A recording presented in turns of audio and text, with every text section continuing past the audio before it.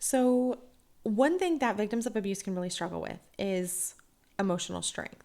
And the reason why victims of abuse can struggle with it is because this is honestly something that is leveraged against the victim for the abuser to gain more power and control over the victim. So, if they don't necessarily have like concrete power over you, let's say in terms of finances, they may engage psychological dominance to cause you to react in ways that then undermine your own emotional strength, especially if they are using emotional abuse to basically shame you into oblivion, and into not defending yourself. Yeah. So it can be hard for victims of abuse to access their emotional strength or to develop their emotional strength. Now, I think of emotional strength in sort of three domains. One is how we respond to things that are exterior to us. So, like, let's say other people or events, stressful situations. Also, how we respond inside of ourselves to sort of our own thinking and feeling. And then there's how our body sort of gets in the mix.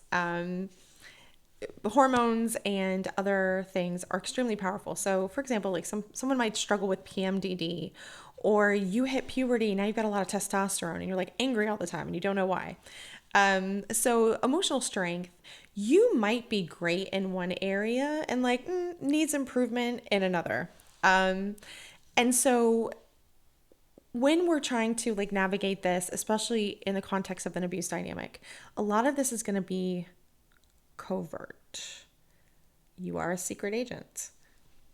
You are not sharing this with the abuser, because when you share things with the abuser, they will use it against you. I don't know if have you ever had someone that you're talking to and they immediately start mirroring you and your things back to you?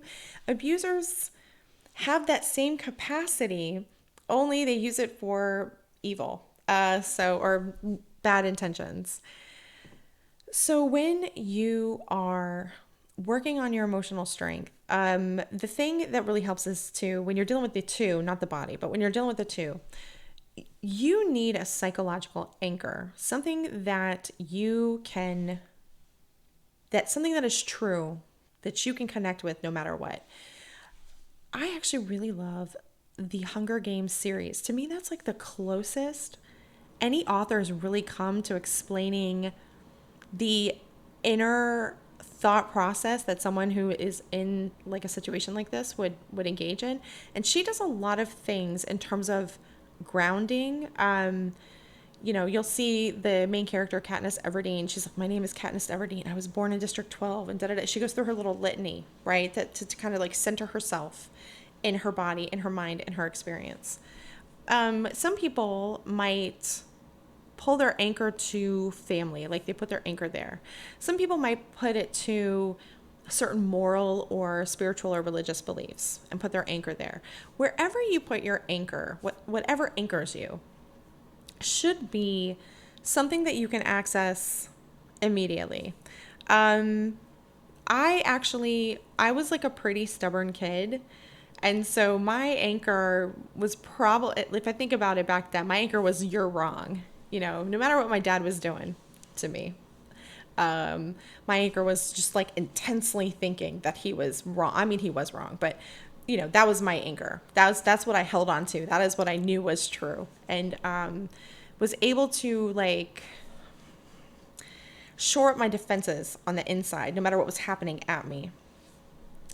When you are trying to establish emotional strength inside yourself from your own thoughts, a lot of it is going to come from having more self-compassion towards you and not participating in tearing yourself down, separating your voice from the abuser's voice that's like taking up residence in your mind, challenging that voice, learning ways to think that are healthy ways to think. So even if, let's say, the thoughts or feelings wash over you that might incite you to emotional extremes, you don't surf that wave. You recognize it as it goes by. You recognize you feel that way, but you don't identify with it. That's not who you are. I'm pulling like a lot of these concepts from mindfulness theory. It's one of the things I grew up with. And so you'll get people who do like meditation. Meditation can be tricky because if you have a brain that's just a little bit, even just sitting there can be like torture.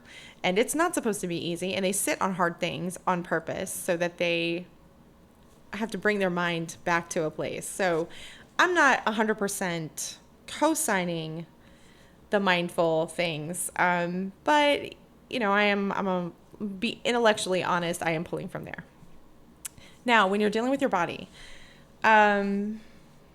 so nutrition is actually extremely important. Recognizing, oh, my body is triggered for some reason. So even if it's not a hormone thing, let's say it's like a fight or flight response. There are some things that we can do. I know this may be a research on your own kind of piece. I think I'm gonna leave that there. So anyway, when you're thinking of like the things that happen at you, and then the ways you process it in your mind, and then how your body is existing in the world, that sort of gives you a starting place to think of like how can I anchor myself in myself? How can I anchor to reality or the truth? How can I anchor to something that will ground me? What can I do to support me physically, emotionally, mentally? And when you get down to it, you are unraveling the pieces that the abuser has raveled within you. You're pulling on the string and you're pulling it out, you know, so that you can get to a place where the tapestry of your soul is the one that you have knit. Anyway, I hope this makes sense, and I'll talk to you next time.